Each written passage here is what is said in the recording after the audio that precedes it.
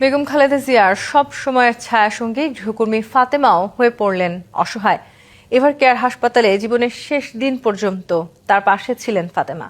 ক্ষমতাচ্যুত প্রধানমন্ত্রী শেখ হাসিনা একবার কটাক্ষ করে খালেদা জিয়াকে উদ্দেশ্য করে বলেছিলেন, কারাগারেও ফাতেমাকে লাগবে।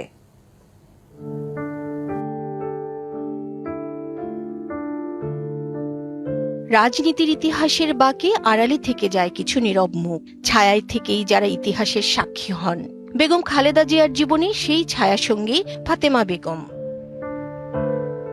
১.৫ দশকেরও বেশি সময় ধরে গৃহকর্মীর পরিচয় ছাপিয়ে যিনি হয়ে উঠেছিলেন খালেদা জিয়ার একান্ত সঙ্গী। কারাগারের অন্ধকার প্রকোষ্ঠ, গৃহবন্দিত্বের দীর্ঘদিন, হাসপাতালের নিঃসঙ্গ রাত কিংবা বিদেশ সফরের নীরব করিডর, সবখানে নিঃশব্দে উপস্থিত ছিলেন ফাতেমা। ইতিহাসের কঠিন মুহূর্তগুলোয় যার উপস্থিতি ছিল অবিচ্ছেদ্য।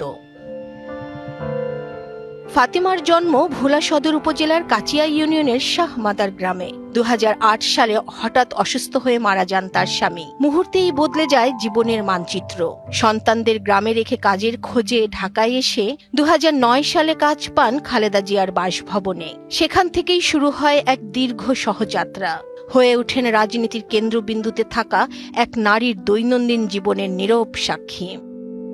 নতুন এবং ফিরে আসা গ্রাহকদের জন্য নগদে চলছে ক্যাশব্যাক সহ প্রতিদিন হাজারো উপহার জেতার সুযোগ। হবে আশা আর ফেরা, সারপ্রাইজ সেরা। বাথরুমে আনা নেয়া, ওষুধ খাওয়ানো, শারীরিক দুর্বলতায় হাত ধরে রাখা, এ যেন দায়িত্ব নয়, সম্পর্কেরও দায়। ২০১৪ সালের মার্চ ফর ডেমোক্রেসি গুলশান কার্যালয়ের সামনে বালু ভর্তি ট্রাক দিয়ে রুদ্ধ করা হয় পথ।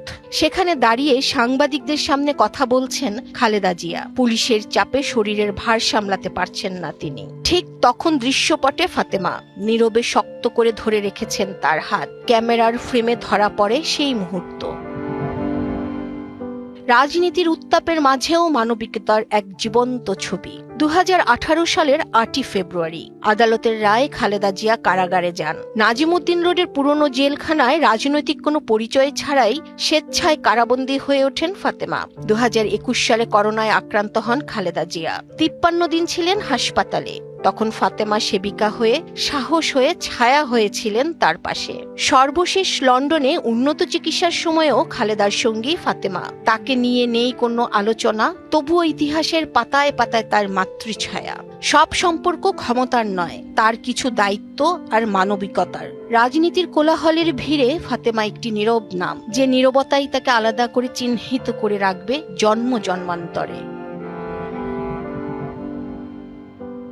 জান্নাতুল মাওয়া, ডিবিসি নিউজ ডেস্ক।